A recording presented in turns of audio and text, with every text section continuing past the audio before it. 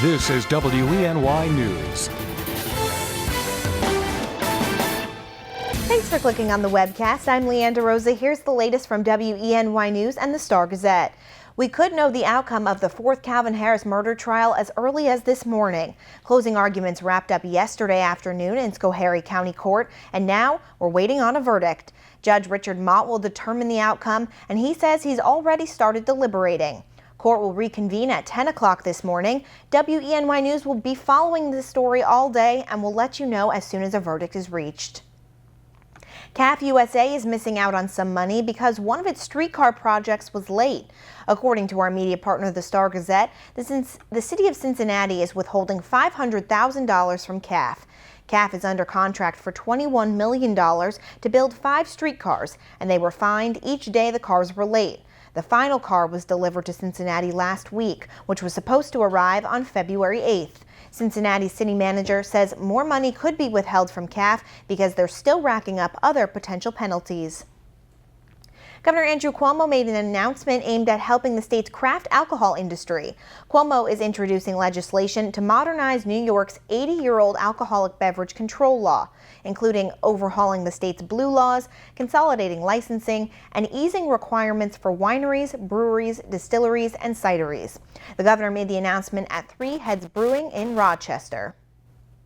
We have invested very heavily in the wine, beer, and spirits industry. We have then combined that industry with the tourism industry, which is one of the strongest economic engines for upstate New York.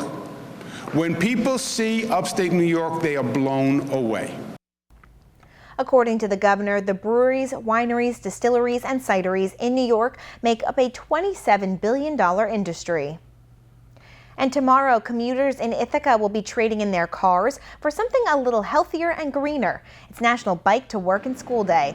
It's in celebration of National Bike Month, and it's a community-wide effort to raise awareness of biking as a viable means of transportation. And there will be some perks along your route. There will be free breakfast and giveaways at several locations around Tompkins County and on the Cornell campus between 7 and 10 a.m. Plus, Craig says it should be a beautiful morning, right, Craig? Absolutely. All right, so let's head over to him for a look at today's forecast. Good morning. I'm not riding my bike to work tomorrow morning, though.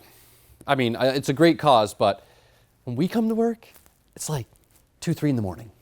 Probably not the best time to be riding a bike. Yeah, no. You know, unless you have the proper protective safety measures. Yeah, I mean, but who's outside riding a bike at like 2 in the morning? Like no one. Maybe, I don't know. Anyway, here's what to expect.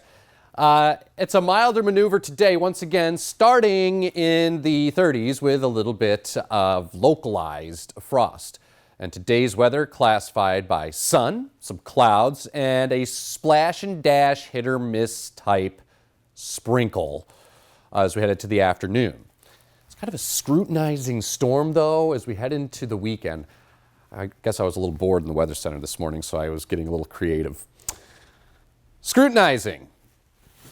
Because, well, we're going to have to watch it. There's some jet stream energy and some low pressure, and, you know, how those all interact with each other and where they are exactly will ultimately determine the final outcome to the forecast this weekend. But for now, I think showers, they're going to be close.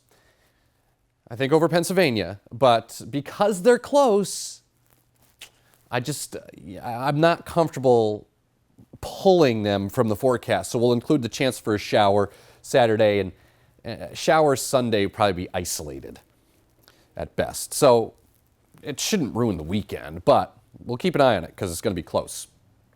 A summery surge into next week featuring highs in the 70s and maybe even 80s by midweek. Forecast today, mix of clouds and sun.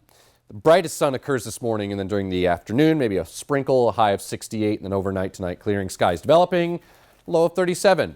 Northern tier today from Cowdy to Gailton, Wellsboro, Mansfield, all mid-60s, the mixture of clouds and sun, 67s for Sayre and Towanda. Shift the view up into the southern tier, mixture of clouds and sun developing, and highs in the mid-60s. And over the Finger Lakes today, highs here in the mid-60s. Here's a look at the last 6 hours of satellite and radar data, and a clear sky this morning.